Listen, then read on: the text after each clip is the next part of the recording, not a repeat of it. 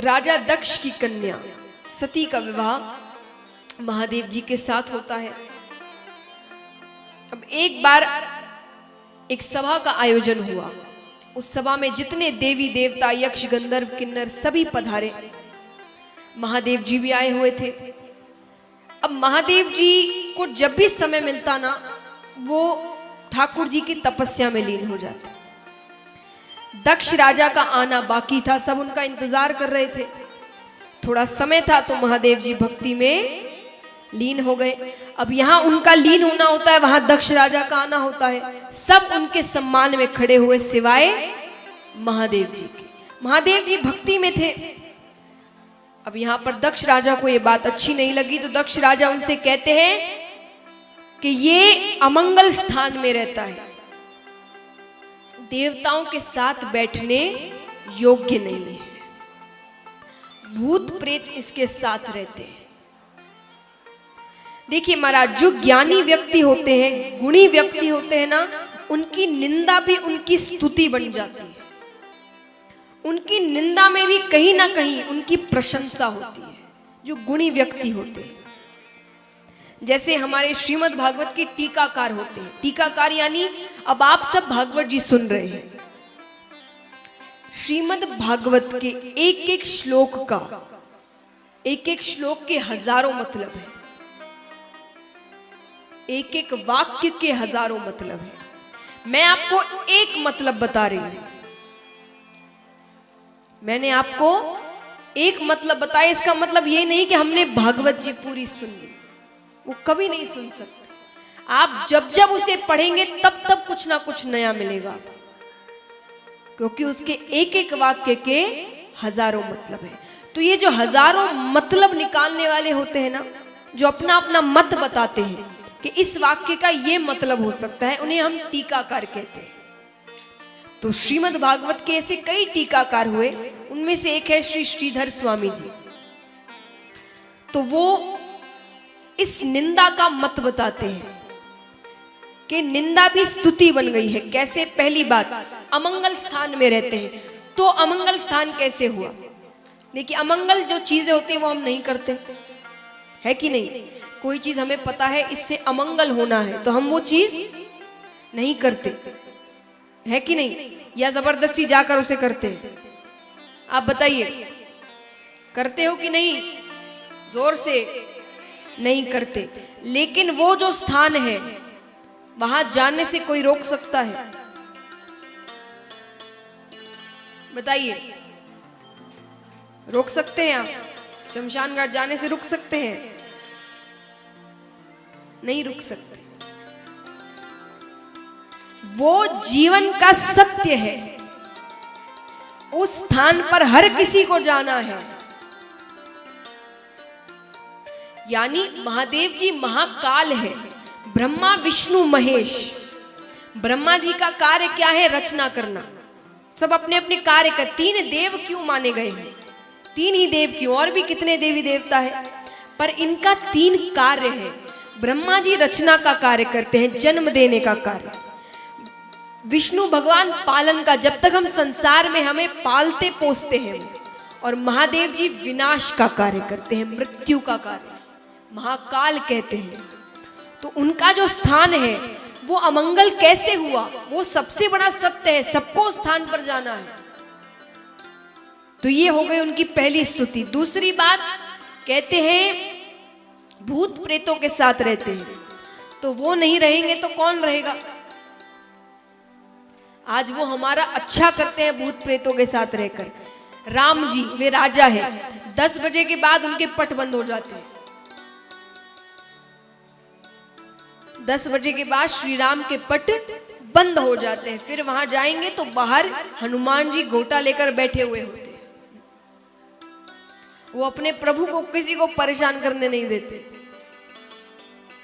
ठाकुर जी द्वारिका नगरी, वो भी राजा है, द्वारका के राजा है, उनके पट भी ज्यादा से ज्यादा 12 बजे बंद हो जाते हैं। चलिए, क्योंकि राम जी मर्यादा पुरुषोत्तम है, वो मर्यादा के साथ रहते हैं। श्री कृष्ण थोड़ा बहुत इधर उधर कर लेते हैं, तो हम उनको 12 बजे तक का समय देते हैं।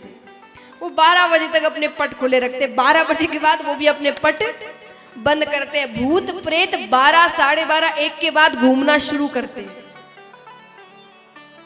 तो अगर महादेव जी उन्हें नहीं रखेंगे अपने पास तो वो हमारे साथ रहेंगे। उन्हें तो रहने के लिए स्थान चाहिए, तो वो हमारा अच्छा ही कर रहे हैं भूत प्रेतों को अपने पास रखकर। फिर कहा देवताओं के साथ बैठने योग्य नहीं है, तो सही कहा। वो सिर्फ देवता थोड़ी है, वो देवों के देव महादेव है। तो महाराज ज्ञानी जनों की निंदा भी उनकी स्तुति बन जाती है। महाराज विवाह में अभी समय है, आप क्यों गलियों में घूम रहे हो?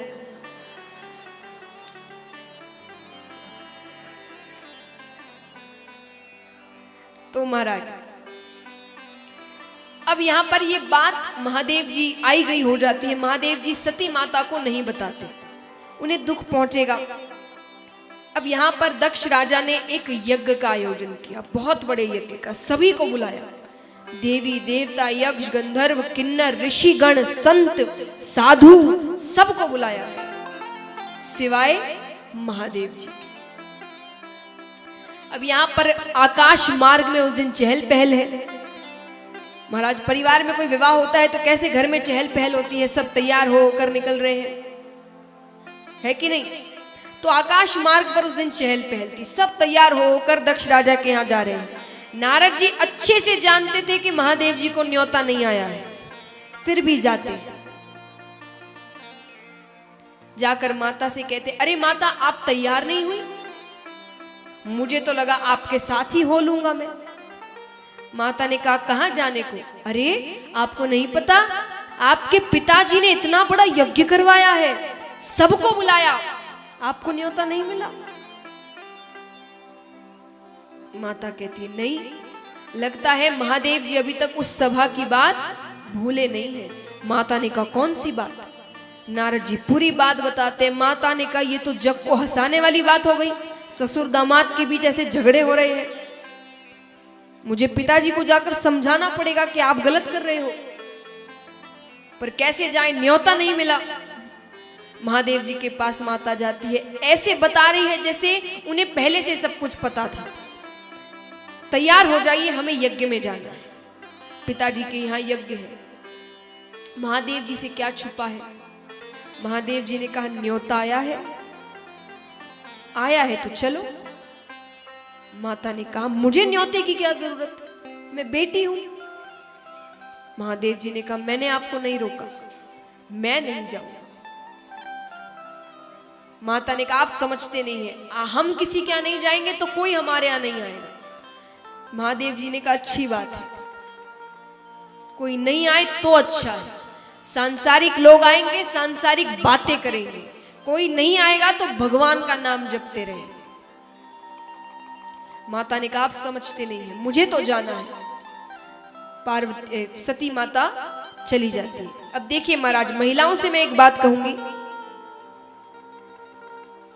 पति पत्नी साथ रहते हैं, बर्तन है तो आवाज करेंगे, झगड़े होते हैं, लेकिन जब जिस दिन झगड़ा होना उस दिन घर छोड़कर मत जाना, 2 दिन बाद चले जाना, 2 दिन बाद चले जाना। हाँ पछे जा सके क्यों नहीं है, नहीं पर उस दिन नहीं जाना, झगड़ा खत्म कर देना, सब कुछ हो जाए उसके बाद जाना। फिर उन्हें लगे कि अब क्या गलती हो गई, सब तो खत्म हो गया था। लेकिन इसके पीछे बात है कि जिस दिन झगड़ा हो उस दिन घर छोड़कर नहीं जाना चाहिए, बात खत्म कर कर जाइए, झगड़ा समाप्त कर कर जाइए, इससे रिश्तों में दरार पड़ती है। सती माता चली गई, महादेव जी समझ गए अब वो वापस नहीं आएगी, क्योंकि मेरा जो अपमान वहां होगा वो उसे सह नहीं पाएगी। फिर भी नंदी से कहते हैं कि जाओ साथ में ध्यान रखना। सती माता जाती है। अब महाराज पहले देखिए, भले ही आपने न्योता नहीं दिया, पर जो 3 देव है उनका आसन आपको बनाना पड़ता है, जरूरी है ये। आप न्योता नहीं दे, आपका मन आपकी नहीं बनती उनसे तो आपने नहीं बुलाया, लेकिन आसन तीनों देवों का बनाना पड़ेगा। माता जाती है, ब्रह्मा जी का आसन लगा है, विष्णु भगवान का आसन लगा है। उन दोनों को भी न्योता दिया गया था पर वे नहीं आए थे।